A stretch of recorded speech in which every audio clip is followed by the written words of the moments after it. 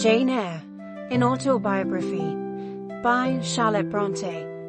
Chapter 6.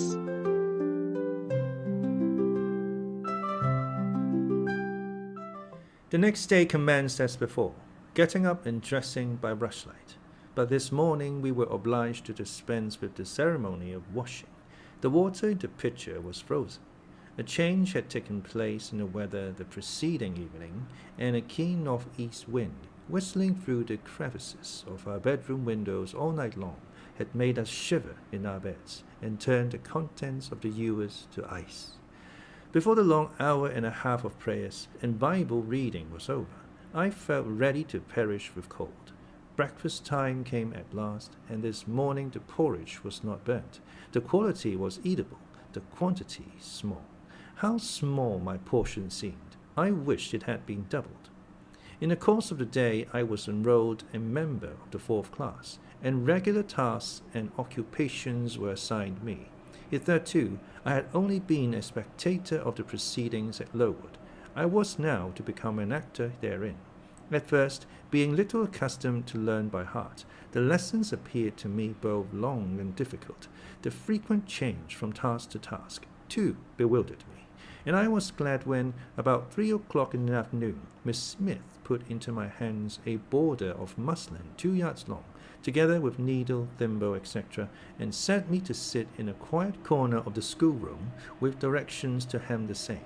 At that hour most of the others were sewing likewise, but one class still stood round Miss Scatcherd's chair reading, and as all was quiet, the subject of their lessons could be heard, together with the manner in which each girl acquitted herself, and the animadversions or commendations of Miss Scatcherd on the performance.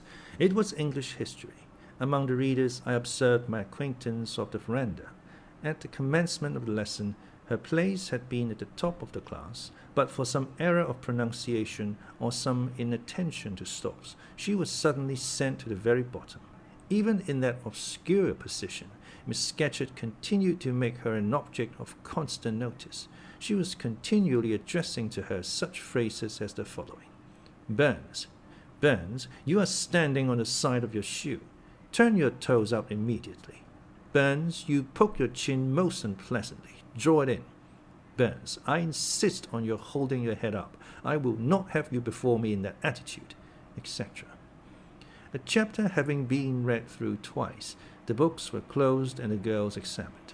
The lesson had comprised part of the reign of Charles I, and there were sundry questions about tonnage and poundage and ship money, which most of them appeared unable to answer. Still, every little difficulty was solved instantly when it reached Burns. Her memory seemed to have retained the substance of the whole lesson, and she was ready with answers on every point.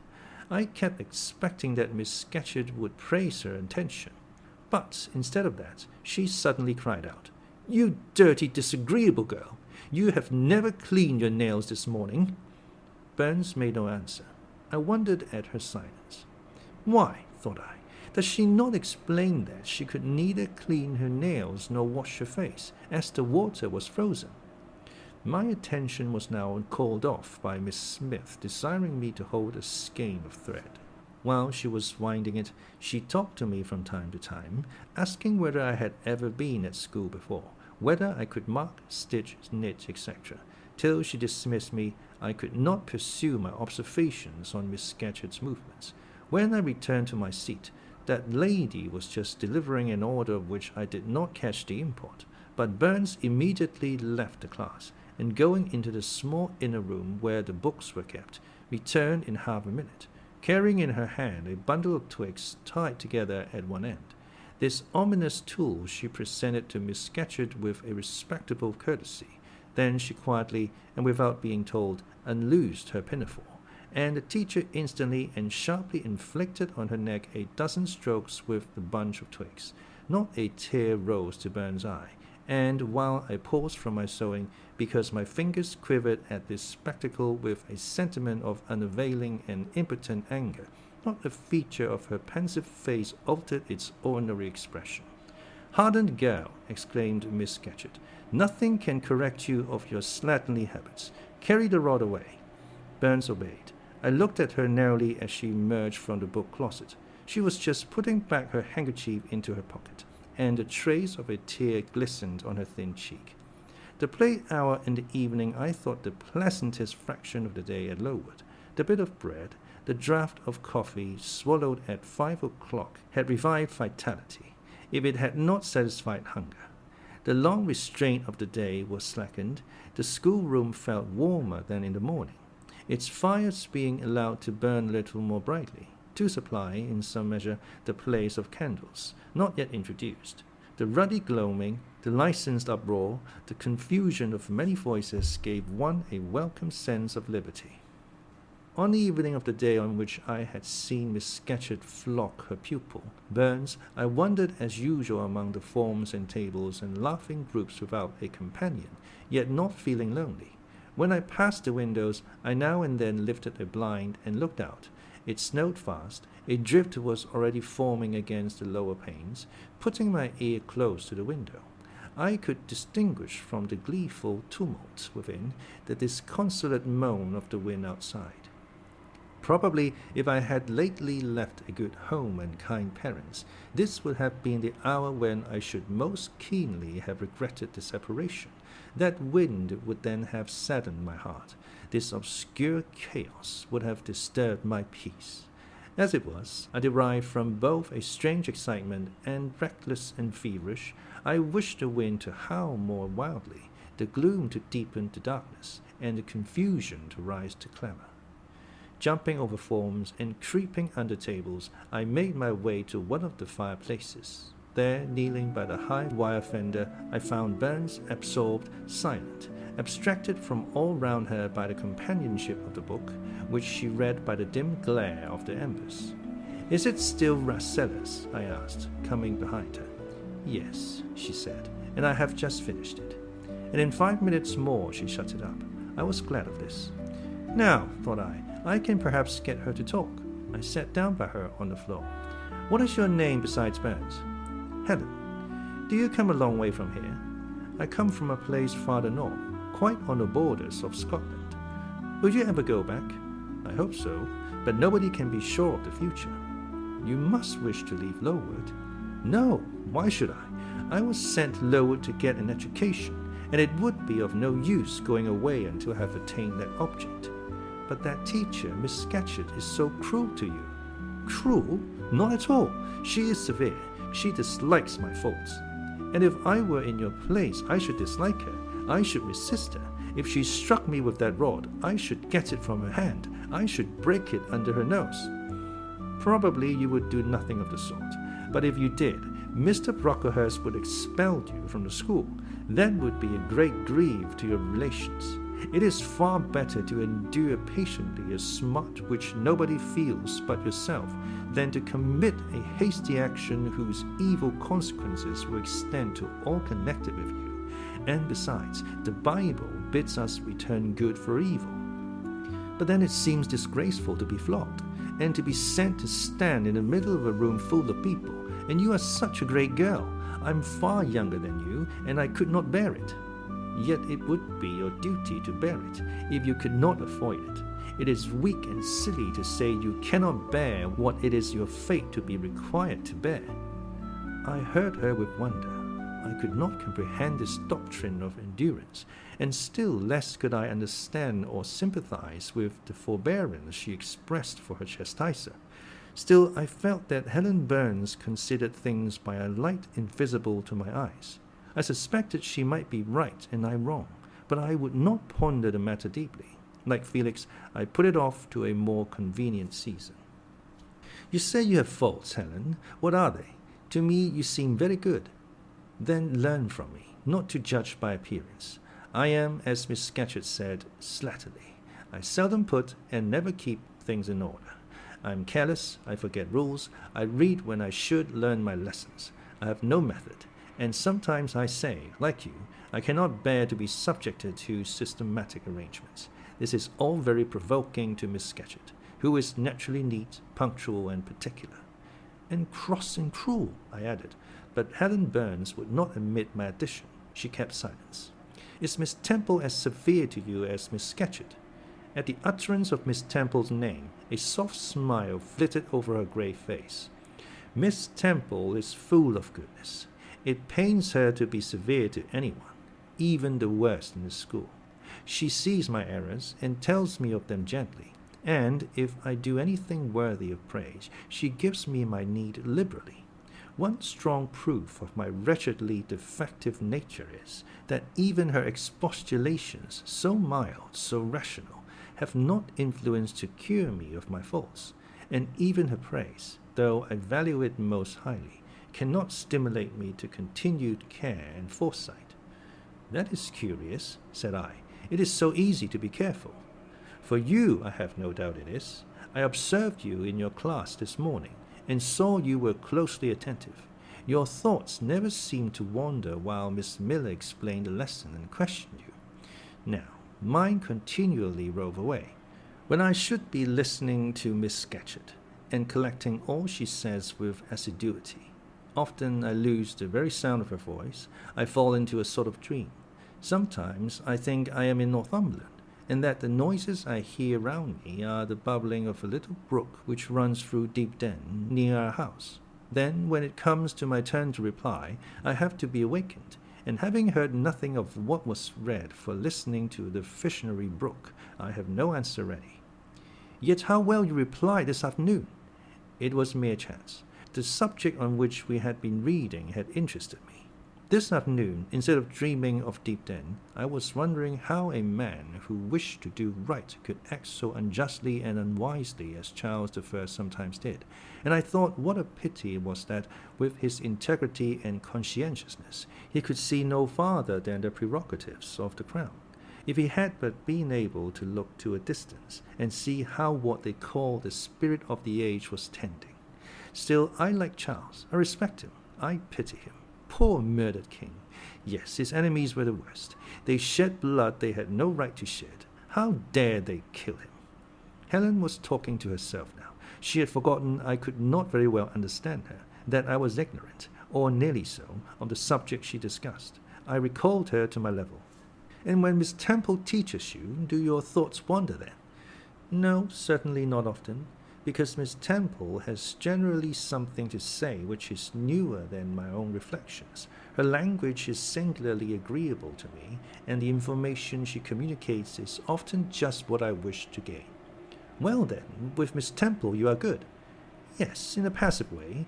I make no effort. I follow as inclination guides me. There is no merit in such goodness. A great deal. You are good to those who are good to you. It is all I ever desire to be. If people were always kind and obedient to those who are cruel and unjust, the wicked people would have it all their own way.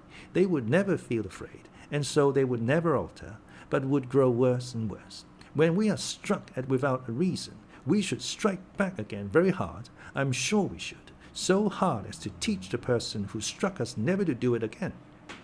You will change your mind, I hope, when you grow older.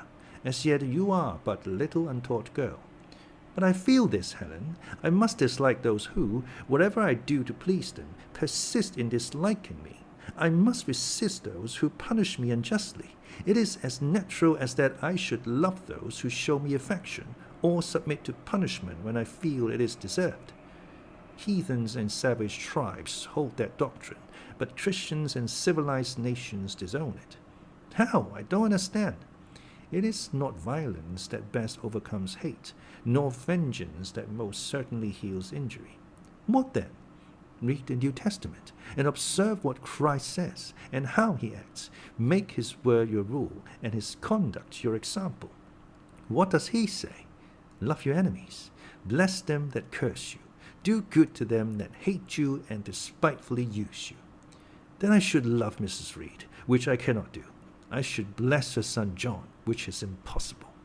In her turn, Helen Burns asked me to explain, and I proceeded forthwith to pour out in my own way the tale of my sufferings and resentments. Bitter and truculent when excited, I spoke as I felt, without reserve or softening. Helen heard me patiently to the end. I expected she would then make a remark, but she said nothing. Well, I asked impatiently, is not Mrs. Reed a hard-hearted, bad woman? She has been unkind to you, no doubt, because you see, she dislikes your cast of character, as Miss Scatcherd does mine. But how minutely you remember all she has done and said to you. What a singularly deep impression her injustice seems to have made on your heart. No ill usage so brands its record on my feelings. Would you not be happier if you tried to forget her severity, together with the passionate emotions it excited? Life appears to me too short to be spent in nursing animosity or registering wrongs. We are and must be, one and all, burdened with faults in this world. But the time will soon come when, I trust, we shall put them off in putting off our corruptible bodies, when debasement and sin will fall from us with this cumbrous frame of flesh, and only the spark of the Spirit will remain, the impalpable principle of light and thought, pure as when it left the Creator to inspire the creature. Whence it came it will return, perhaps again to be communicated to some being higher than men, perhaps to pass through gradations of glory, from the pale human soul to brighten to the seraph. Surely it will never, on the contrary, be suffered to degenerate from man to fiend? No, I cannot believe that. I hold another creed, which no one ever taught me, and which I seldom mention, but in which I delight, and to which I cling, for it extends hope to all.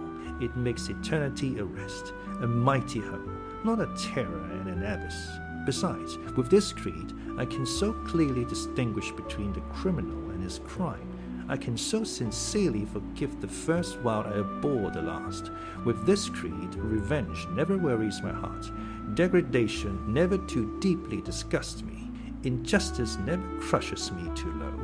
I live in calm, looking to the end.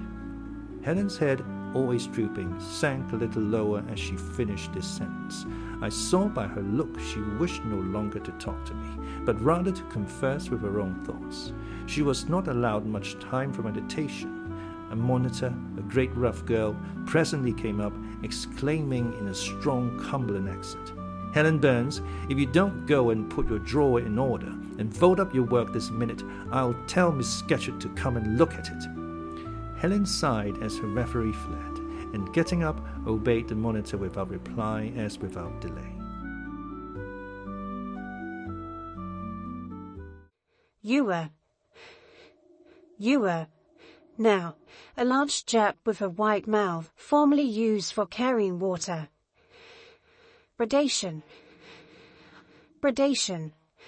Now, a scale or series of successive changes, stages, or degrees. Animadversion. Now, criticism or censure.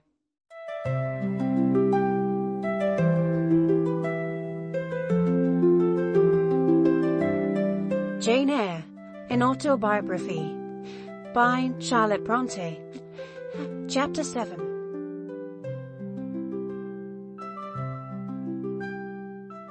My first quarter at Lowood seemed an age, and not the golden age either. It comprised an irksome struggle with difficulties in habituating myself to new rules and unwonted tasks. The fear of failure in these points harassed me worse than the physical hardships of my lot, though these were no trifles. During January, February, and part of March, the deep snows and, after their melting, the almost impassable roads prevented our stirring beyond the garden walls, except to go to church. But within these limits we had to pass an hour every day in the open air. Our clothing was insufficient to protect us from the severe cold. We had no boots. The snow got into our shoes and melted there. Our ungloved hands became numbed and covered with chilblains, as were our feet. I remember well the distracting irritation I endured from this cause every evening when my feet inflamed, and the torture of thrusting the swelled, raw, and stiff toes into my shoes in the morning. Then the scanty supply of food was distressing. With the keen appetites of growing children, we had scarcely sufficient to keep alive a delicate invalid. From this deficiency of nourishment resulted an abuse, which pressed hardly on the younger pupils. Whenever the famished great girls had an opportunity, they would coax and menace the little ones out of their portion. Many a time I have shared between two claimants the precious morsel of brown bread distributed at tea time, and after relinquishing to a third half the contents of my mug of coffee, I have swallowed the remainder with an accompaniment of secret tears, forced from me by the exigency of hunger. Sundays were dreary days in that wintry season. We had to walk 2 miles to Brocklebridge Church, where our patron officiated. We set out cold, we arrived at church colder. During the morning service, we became almost paralyzed. It was too far to return to dinner, and an allowance of cold meat and bread in the same penurious proportion observed in our ordinary meals was served round between the services. At the close of the afternoon service, we returned by an exposed and hilly road, where the bitter winter wind, blowing over a range of snowy summits to the north, almost flayed the skin from our faces. I can remember Miss Temple walking lightly and rapidly along our drooping line, her plaid cloak, which the frosty wind fluttered, gathered close about her, and encouraging us, by precept and example, to keep up our spirits and march forward, as she said, like stalwart soldiers. The other teachers, poor things, were generally themselves too much dejected to attempt the task of cheering others. How we longed for the light and heat of a blazing fire when we got back, but to the little ones at least, this was denied. Each hearth in the schoolroom was immediately surrounded by a double row of grade girls, and behind them the younger children crouched in groups, wrapping their starved arms in their pinafores. A little solace came at tea time, in the shape of a double ration of bread, a whole instead of a half slice, with the delicious addition of a thin scrape of butter. It was the hebdomadal treat to which we all looked forward from Sabbath to Sabbath. I generally contrived to reserve a moiety of this bounteous repast for myself, but the remainder I was invariably obliged to part with. The Sunday evening was spent in repeating by heart the church catechism and the 5th, 6th, and 7th chapters of St. Matthew, and in listening to a long sermon read by Miss Miller, whose irrepressive yawns attested her weariness. A frequent interlude of these performances was the enactment of the part of Eutychus by some half-dozen of little girls, who, overpowered with sleep, would fall down, if not out of the 3rd loft, yet off the 4th form, and be taken up half dead. The remedy was to thrust them forward into the centre of the schoolroom, and oblige them to stand there till the sermon was finished. Sometimes their feet failed them, and they sank together in a heap. They were then propped up with the monitor's high stools. I have not yet alluded to the visits of Mr. Brocklehurst, and indeed that gentleman was from home during the greater part of the first month after my arrival, perhaps prolonging his stay with his friend the Archdeacon. His absence was a relief to me. I need not say that I had my own reasons for dreading his coming, but come he did at last. One afternoon, as I was sitting with a slate in my hand, puzzling over a sum in long division, my eyes, raised in abstraction to the window, caught sight of a figure just passing. I recognized almost instinctively that gaunt outline, and when, 2 minutes after, all the school, teachers included, rose en masse, it was not necessary for me to look up in order to ascertain whose entrance they thus greeted. A long stride measured the schoolroom, and presently beside Miss Temple, who herself had risen, stood the same black column which had frowned on me so ominously from the hearthrug of Gateshead. I now glanced sideways at this piece of architecture. Yes, I was right. It was Mr. Brocklehurst, buttoned up in a surtout, and looking longer, narrower, and more rigid than ever. I had my own reasons for being dismayed at this apparition. Too well I remembered the perfidious hints given by Mrs.Reed about my disposition, the promise pledged by Mr. Brocklehurst to apprise Miss Temple and the teachers of my vicious nature. All along I had been dreading the fulfillment of this promise. I had been looking out daily for the coming man, whose information respecting my past life and conversation was to brand me as a bad child forever. Now there he was. He stood at Miss Temple's side. He was speaking low in her ear.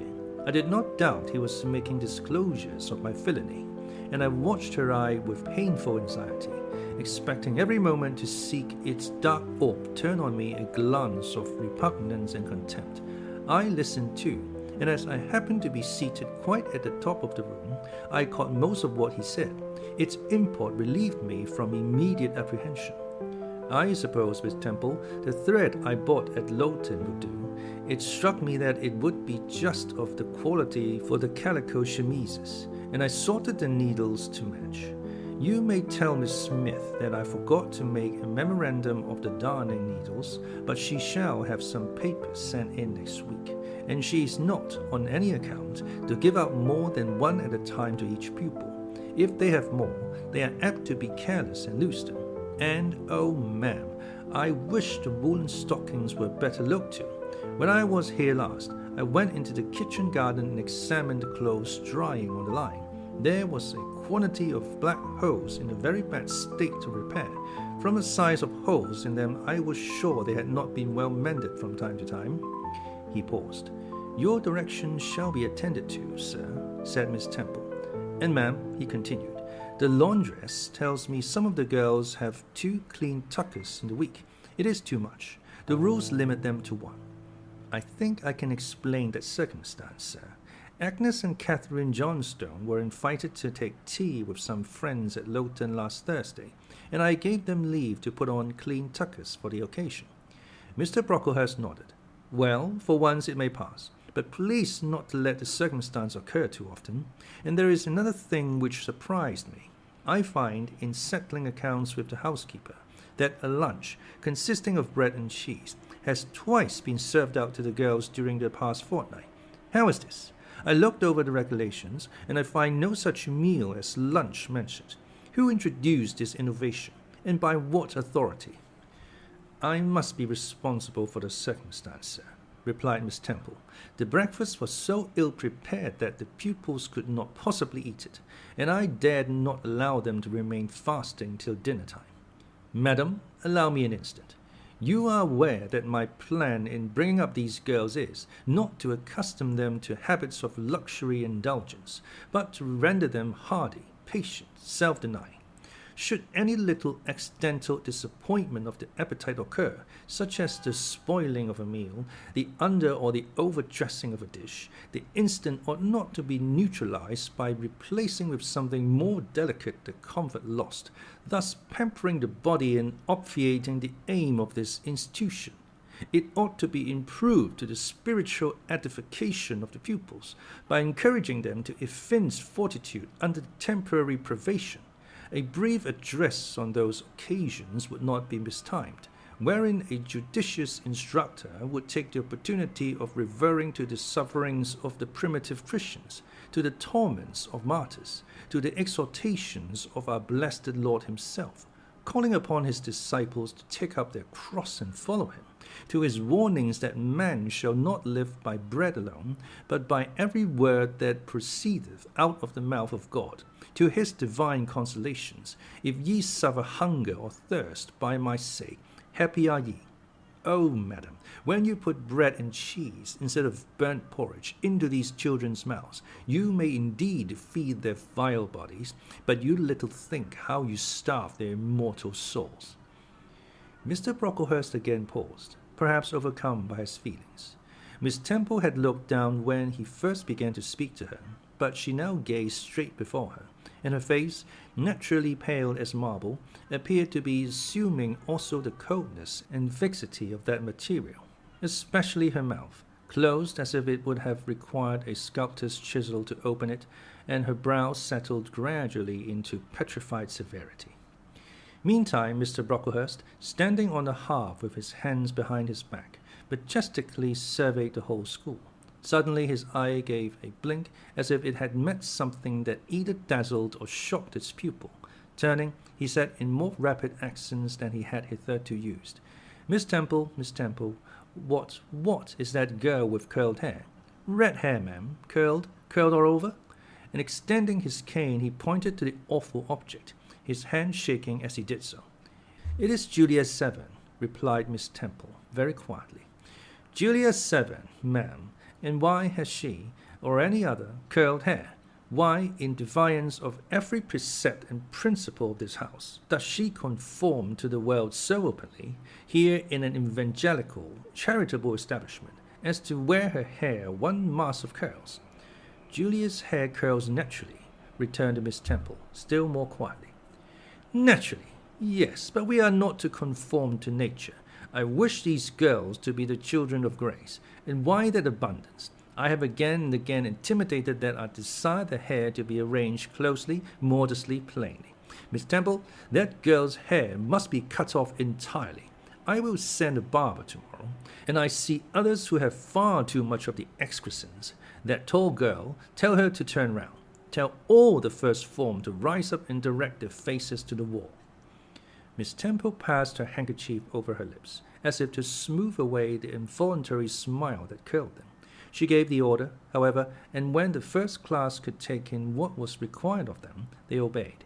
Leaning a little back on my bench, I could see the looks and grimaces with which they commented on this maneuver. It was a pity Mr. Brocklehurst could not see them too. He would perhaps have felt that whatever he might do with the outside of the cup and platter, the inside was further beyond his interference than he imagined. He scrutinized the reverse of these living medals some 5 minutes, then pronounced sentence. These words fell like the knell of doom. All those top knots must be cut off. Miss Temple seemed to remonstrate. Madam, he pursued, I have a master to serve whose kingdom is not of this world. My mission is to mortify in these girls the lusts of the flesh, to teach them to clothe themselves with shamefacedness and sobriety, not with braided hair and costly apparel. And each of the young persons before us has a string of hair twisted in plaits which vanity itself might have woven. These, I repeat, must be cut off. Think of the time wasted of... Mr. Brocklehurst was here interrupted. 3 other visitors, ladies, now entered the room. They ought to have come a little sooner to have heard his lecture on dress, for they were splendidly attired in velvet, silk, and verse. The 2 younger of the trio had grey beaver hats, then in fashion, shaded with ostrich plumes, and from under the brim of this graceful headdress fell a profusion of light tresses, elaborately curled. The elder lady was enveloped in a costly velvet shawl, trimmed with ermine, and she wore a false front of French curls. These ladies were deferentially received by Miss Temple as Mrs. and the Misses Brocklehurst, and conducted to seats of honor at the top of the room. It seems they had come in the carriage with their reverend relative, and had been conducting a rummaging scrutiny of the room upstairs, while he transacted business with the housekeeper, questioned the laundress, and lectured the superintendent. They now proceeded to address divers remarks and reproofs to Miss Smith, who was charged with the care of the linen and the inspection of the dormitories. But I had no time to listen to what they said. Other matters called off and enchanted my attention. Hitherto, while gathering up the discourse of Mr. Brocklehurst and Miss Temple, I had not, at the same time, neglected precautions to secure my personal safety, which I thought would be effected if I could only elude observation. To this end, I had sat well back on the form, and while seeming to be busy with my sum, had held my slate in such a manner as to conceal my face. I might have escaped notice, had not my treacherous slate somehow happened to slip from my hand, and falling with an obtrusive crash, directly drawn every eye upon me. I knew it was all over now, and as I stooped to pick up the 2 fragments of slate, I rallied my forces for the worst. It came. A careless girl, said Mr. Brocklehurst, and immediately after, it is the new pupil, I perceive. And before I could draw breath, I must not forget I have a word to say respecting her. Then aloud, how loud it seemed to me, let the child who broke her slate come forward. Of my own accord, I could not have stirred. I was paralyzed. But the 2 great girls who sat on each side of me set me on my legs and pushed me towards the dread judge. And then Miss Temple gently assisted me to his very feet, and I caught her whispered counsel. Don't be afraid, Jane. I saw it was an accident. You shall not be punished. The kind whisper went to my heart like a dagger. Another minute, and she will despise me for a hypocrite, thought I, and an impulse of fury against Reed, Brocklehurst, and Co. bounded in my pulses at the conviction. I was no Helen Burns. Fetch the stool, said Mr. Brocklehurst, pointing to a very high one from which a monitor had just risen. It was brought. Place the child upon it. And I was placed there, by whom I don't know. I was in no condition to note particulars. I was only aware that they had hoisted me up to the height of Mr. Brocklehurst's nose, that he was within a yard of me, and that a spread of short orange and purple silk pelisses and a cloud of silvery plumage extended and waved below me. Mr. Brocklehurst hemmed. "Ladies," said he, turning to his family, "Miss Temple, teachers, and children, you all see this girl?" Of course they did, for I felt their eyes directed like burning glasses against my scorched skin. "You see she is yet young. You observe she possesses the ordinary form of childhood. God has graciously given her the shape that he has given to all of us. No signal deformity points her out as a marked character. Who would think that the evil one had already found a servant and agent in her? Yet such, I grieve to say, is the case." A pause, in which I began to steady the palsy of my nerves, and to feel that the Rubicon was passed, and that the trial, no longer to be shirked, must be firmly sustained. "My dear children," pursued the black marble clergyman with pathos, "this is a sad, a melancholy occasion, for it becomes my duty to warn you that this girl, who might be one of God's own lambs, is a little castaway, not a member of the true flock, but evidently an interloper and an alien. You must be on your guard against her. You must shun her example. If necessary, avoid her company, exclude her from your sports, and shut her out from your converse. Teachers, you must watch her. Keep your eyes on her movements, weigh well her words, scrutinize her actions, punish her body to save her soul. If, indeed, such salvation be possible for this girl, this child, the native of a Christian land, worse than many a little heathen who says its prayers to Brahma and kneels before Juggernaut, this girl is a liar." Now came a pause of 10 minutes, during which I, by this time in perfect possession of my wits, observed all the female Brocklehursts produce their pocket handkerchiefs and applying them to their optics, while the elderly lady swayed herself to and fro, and the two younger ones whispered, "How shocking!"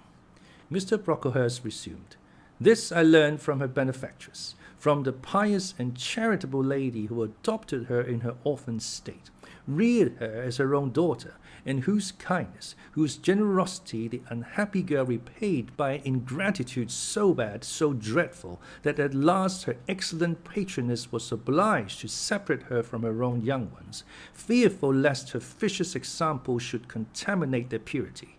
She has sent her here to be healed, even as the Jews of old sent their deceased to the troubled pool of Bethesda. And, teachers, superintendent, I beg of you not to allow the waters to stagnate round her."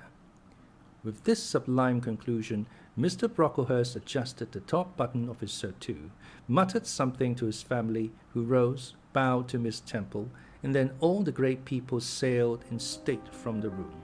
Turning at the door, my judge said, "Let her stand half an hour longer on that stool, and let no one speak to her during the remainder of the day." There was I, then, mounted aloft. I, who had said I could not bear the shame of standing on my natural feet in the middle of the room, was now exposed to general view on the pedestal of infamy. What my sensations were, no language can describe, but just as they all rose, stifling my breath and constricting my throat, a girl came up and passed me. In passing, she lifted her eyes. What a strange light inspired them! What an extraordinary sensation that race sent through me! How the new feeling bore me up! It was as if a martyr, a hero, had passed a slave a victim, and imparted strength in the transit. I mastered the rising hysteria, lifted up my head, and took a firm stand on the stool.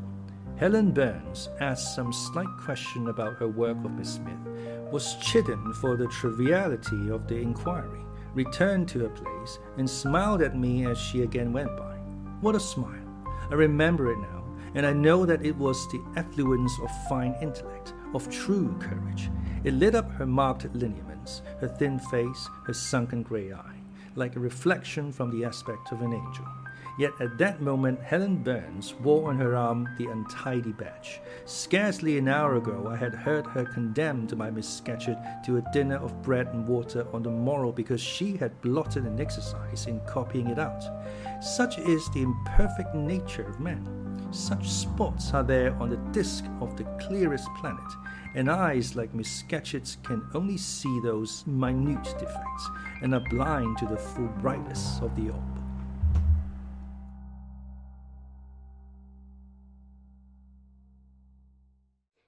Penurious. Penurious. Adjective, extremely poor, poverty-stricken. Precept. Precept. Now, a general rule intended to regulate behavior or thought. Hebdomadal. Hebdomadal. Adjective, weekly. Moiety. Moiety. Now, each of two parts into which a thing is or can be divided. Deferentially. Deferentially. Adverb, in a way that is polite and shows a little respect. Constrict. Constrict. Verb, make narrower, especially by encircling pressure.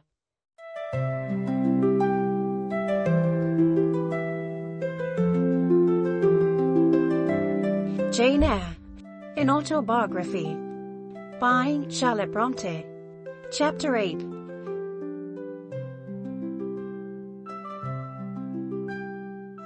Ere the half-hour ended, 5 o'clock struck, school was dismissed, and all were gone into the refectory to tea. I now ventured to descend. It was deep dusk. I retired into a corner and sat down on the floor. The spell by which I had been so far supported began to dissolve. Reaction took place, and soon, so overwhelming was the grief that seized me, I sank prostrate with my face to the ground. Now I wept. Helen Burns was not here. Nothing sustained me. Left to myself, I abandoned myself, and my tears watered the boards. I had meant to be so good, and to do so much at Lowood, to make so many friends, to earn respect and win affection. Already I had made visible progress. That very morning I had reached the head of my class. Miss Miller had praised me warmly. Miss Temple had smiled approbation. She had promised to teach me drawing, and to let me learn French, if I continued to make similar improvement 2 months longer. And then I was well received by my fellow pupils, treated as an equal by those of my own age, and not molested by any. Now here I lay again crushed and trodden on, and could I ever rise more? Never, I thought, and ardently I wished to die. While sobbing out this wish in broken accents, someone approached. I started up.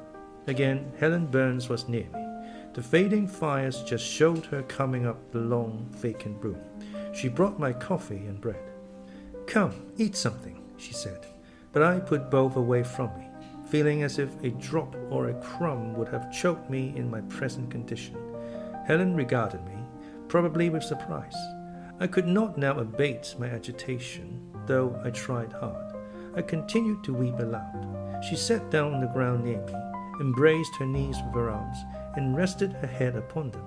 In that attitude she remained silent as an Indian. I was the first who spoke. "Helen, why do you stay with a girl whom everybody believes to be a liar?" "Everybody? Jane, why, there are only 80 people who have heard you called so, and the world contains hundreds of millions." "But what have I to do with millions? The 80 I know despise me." "Jane, you are mistaken. Probably not one in the school either despises or dislikes you. Many, I'm sure, pity you much." "How can they pity me after what Mr. Brocklehurst has said?" "Mr. Brocklehurst is not a god, nor is he even a great and admired man. He is little liked here. He never took steps to make himself liked. Had he treated you as an especial favorite, you would have found enemies, declared or covered, all around you. As it is, the greater number who offer you sympathy if they dared. Teachers and pupils may look coldly on you for a day or two, but friendly feelings are concealed in their hearts, and if you persevere in doing well, these feelings will ere long appear so much the more evidently for their temporary suppression. Besides, Jane," she paused. "Well, Helen," said I, putting my hand into hers. She chafed my fingers gently to warm them, and went on. "If all the world hated you and believed you wicked, while your own conscience approved you and absolved you from guilt, you would not be without friends. No, I know I should think well of myself, but that is not enough. If others don't love me, I would rather die than live. I cannot bear to be solitary and hated, Helen. Look here, to gain some real affection from you, or Miss Temple, or any other whom I truly love, I would willingly submit to have the bone of my arm broken, or to let a bull toss me, or to stand behind a kicking horse, and to let it dash its hoof at my chest." "Hush, Helen. You think too much of the love of human beings. You are too impulsive, too vehement. The sovereign hand that created your frame and put life into it has provided you with other resources than your feeble self, or than creatures feeble as you. Besides this earth, and besides the race of men, there is an invisible world and a kingdom of spirits. That world is round us, for it is everywhere. And those spirits watch us, for they are commissioned to guard us. And if we were dying in pain and shame, if scorn smote us on all sides, and hatred crushed us, angels see our tortures, recognize our innocence, and God waits only the separation of spirit from flesh to crown us with a full reward. Why, then, should we ever sink overwhelmed with distress, when life is so soon over, and death is so certain an entrance to happiness, to glory?" I was silent. Helen had calmed me, but in the tranquillity she imparted there was an alloy of inexpressible sadness. I felt the impression of woe as she spoke, but I could not tell whence it came, and when, having done speaking, she breathed a little fast and coughed a short cough, I momentarily forgot my own sorrows to yield to a fake concern for her. Resting my head on Helen's shoulder, I put my arms round her waist. She drew me to her, and we reposed in silence. We had not sat long thus, when another person came in. Some heavy clouds, swept from the sky by a rising wind, had left the moon bare, and her light, streaming in through a window near, shone full both on us and on the approaching figure, which we at once recognized as Miss Temple. "I came on purpose to find you, Jane Eyre," said she. "I want you in my room, and as Helen Burns is with you, she may come too." We went. Following the superintendent's guidance, we had to thread some intricate passages and mount a staircase before we reached her apartment. It contained a good fire and looked cheerful. Miss Temple told Helen Burns to be seated in a low armchair on one side of the hearth, and herself taking another, she called me to her side. "Is it all over?" she asked, looking down at my face. "Have you cried your grief away?" "I am afraid I never shall do that." "Why?" "Because I have been wrongly accused, and you, ma'am, and everybody else, will now think me wicked." "We shall think you what you prove yourself to be, my child. Continue to act as a good girl, and you will satisfy us." "Shall I, Miss Temple?" "You will," said she, passing her arm round me. "And now tell me who is the lady whom Mr. Brocklehurst called your benefactress." "Mrs.Reed, my uncle's wife. My uncle is dead, and he left me to her care." "Did she not, then, adopt you of her own accord?" "No, ma'am. She was sorry to have to do it. But my uncle, as I have often heard the servants say, got her to promise before he died that she would always keep me." "Well now, Jane, you know, or at least I will tell you, that when a criminal is accused, he is always allowed to speak in his own defense. You have been charged with falsehood. Defend yourself to me as well as you can. Say whatever your memory suggests is true, but add nothing and exaggerate nothing."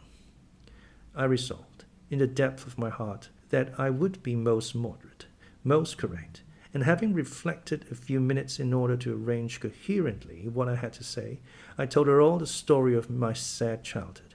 Exhausted by emotion, my language was more subdued than it generally was when it developed that sad theme, and mindful of Helen's warnings against the indulgence of resentment, I infused into the narrative far less of gall and wormwood than ordinary. Thus restrained and simplified, it sounded more credible. I felt as I went on that Miss Temple fully believed me. In the course of the tale, I had mentioned Mr. Lloyd as having come to see me after the fit, for I never forgot the, to me, frightful episode of the Red Room, in detailing which my excitement was sure, in some degree, to break bounds, for nothing could soften in my recollection the spasm of agony which clutched my heart when Mrs. Reed spurned my wild supplication for pardon, and locked me a second time in the dark and haunted chamber. I had finished. Miss Temple regarded me a few minutes in silence. She then said, "I know something of Mr. Lloyd. I shall write to him. If his reply agrees with your statement, you shall be publicly cleared from every imputation. To me, Jane, you are clear now." She kissed me, and still keeping me at her side, she proceeded to address Helen Burns. "How are you tonight, Helen? Have you coughed much today?" "Not quite so much, I think, ma'am." "And a pain in your chest?" "It is a little better." Miss Temple got up, took her hand and examined her pulse. Then she returned to her own seat. As she resumed it, I heard her sigh low. She was pensive a few minutes, then rousing herself, she said cheerfully, "But you two are my visitors tonight. I must treat you as such." She rang her bell. "Barbara," she said to the servant who answered it, "I have not yet had tea. Bring the tray and place cups for these two young ladies." And a tray was soon brought. How pretty to my eyes did the china cups and bright teapot look, placed on the little round table near the fire. How fragrant was the steam of the beverage and the scent of the toast, of which, however, I, to my dismay, discerned only a very small portion. Miss Temple discerned it too. "Barbara," said she, "can you not bring a little more bread and butter? There is not enough for 3. Barbara went out. She returned soon. "Madam, Mrs. Harden says she has sent up the usual quantity." Mrs. Harden, be it observed, was the housekeeper, a woman after Mr. Brocklehurst's own heart, made up of equal parts of whalebone and iron. "Oh, very well," returned Miss Temple. "We must make it do, Barbara, I suppose." And as the girl withdrew, she added, smiling, "Fortunately, I have it in my power to supply deficiencies for this once." Having invited Helen and me to approach the table, and placed before each of us a cup of tea with one delicious but thin morsel of toast, she got up, unlocked the drawer, and taking from it a parcel wrapped in paper, disclosed presently to our eyes a good-sized seed cake. "I meant to give each of you some of this to take with you," said she, "but as there is so little toast, you must have it now." And she proceeded to cut slices with a generous hand. We feasted that evening as on nectar and ambrosia, and not the least delight of the entertainment was the smile of gratification with which our hostess regarded us, as we satisfied our famished appetites on the delicate fare she liberally supplied. Tea over and a tray removed, she again summoned us to the fire. We sat one on each side of her, and now a conversation followed between her and Helen, which it was indeed a privilege to be admitted to hear. Miss Temple had always something of serenity in her air, of state in her mien, of refined propriety in her language, which preluded deviation into the ardent, the excited, the eager, something which chastened the pleasure of those who looked on her and listened to her, by a controlling sense of awe, and such was my feeling now. But as to Helen Burns, I was struck with wonder. The refreshing meal, the brilliant fire, the presence and kindness of her beloved instructress, or, perhaps more than all these, something in her own unique mind, had roused her powers within her. They woke, they kindled. First, they glowed in the bright tint of her cheek, which till this hour I had never seen but pale and bloodless. Then they shone in the liquid lustre of her eyes, which had suddenly acquired a beauty more singular than that of Miss Temple's, a beauty neither of fine colour nor long eyelash, nor penciled brow, but of meaning, of movement, of radiance. Then her soul sat on her lips, and language flowed, from what source I cannot tell. As a girl of 14, a heart large enough, vigorous enough, to hold the swelling spring of pure, full, fervid eloquence. Such was the characteristic of Helen's discourse on that, to me, memorable evening. Her spirit seemed hastening to live within a very brief span, as much as many lived during a protracted existence. They conversed of things I had never heard of nations in times past, of countries far away, of secrets of nature discovered or guessed at. They spoke of books, how many they had read, What stores of knowledge they possessed! Then they seemed so familiar with French names and French authors. But my amazement reached its climax when Miss Temple asked Helen if she sometimes snatched a moment to recall the Latin her father had taught her, and taking a book from a shelf, bade her read and construe a page of Virgil. And Helen obeyed, my organ of veneration expanding at every sounding line. She had scarcely finished ere the bell announced bedtime. No delay could be admitted. Miss Temple embraced us both, saying as she drew us to her heart, "God bless you, my children." Helen she held a little longer than me. She let her go more reluctantly. It was Helen her eye followed to the door. It was for her she a second time breathed a sad sigh. For her she wiped a tear from her cheek. On reaching the bedroom, we heard the voice of Miss Scatcherd. She was examining drawers. She had just pulled out Helen Burns, and when we entered Helen was greeted with a sharp reprimand, and told that tomorrow she should have half a dozen of untidily folded articles pinned to her shoulder. "My things were indeed in shameful disorder," murmured Helen to me in a low voice. "I intended to have arranged them, but I forgot." Next morning, Miss Scatcherd wrote in conspicuous characters on a piece of pasteboard the word slattern, and bound it like a phylactery round Helen's large, mild, intelligent, and benign-looking forehead. She wrote it till evening, patient, unresentful, regarding it as a deserved punishment. The moment Miss Scatcherd withdrew after afternoon school, I ran to Helen, tore it off, and thrust it into the fire. The fury of which she was incapable had been burning in my soul all day, and tears, hot and large, had continually been scalding my cheek, for the spectacle of her sad resignation gave me an intolerable pain at the heart. About a week subsequently to the instance above narrated, Miss Temple, who had written to Mr. Lloyd, received his answer.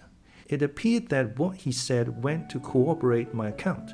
Miss Temple, having assembled the whole school, announced that inquiry had been made into the charges alleged against Jane Eyre, and that she was most happy to be able to pronounce her completely cleared from every imputation. The teachers then shook hands with me and kissed me, and a murmur of pleasure ran through the ranks of my companions. Thus relieved of a grievous load, I from that hour set to work afresh, resolved to pioneer my way through every difficulty. I toiled hard, and my success was proportionate to my efforts. My memory, not naturally tenacious, improved with practice. Exercise sharpened my wits. In a few weeks I was promoted to a higher class. In less than 2 months I was allowed to commence French and drawing. I learned the first 2 tenses of the verb être, and sketched my first cottage on the same day. That night, on going to bed, I forgot to prepare in imagination the Barmecide supper of hot roast potatoes or white bread and new milk, with which I was wont to amuse my inward cravings. I feasted instead on the spectacle of ideal drawings, which I saw in the dark. All the work of my own hands, freely penciled houses and trees, picturesque rocks and ruins, cape-like groups of cattle, sweet paintings of butterflies hovering over unblown roses, of birds picking at ripe cherries, of wrens' nests enclosing pearl-like eggs, wreathed about with young ivy sprays. I examined too, in thought, the possibility of my ever being able to translate currently a certain little French story which Madame Pierrot had that day shown me. Nor was that problem solved to my satisfaction ere I fell sweetly asleep. Well has Solomon said, "Better is a dinner of herbs where love is, than a stalled ox in hatred therewith." I would not now have exchanged Lowood with all its privations for Gateshead and its daily luxuries.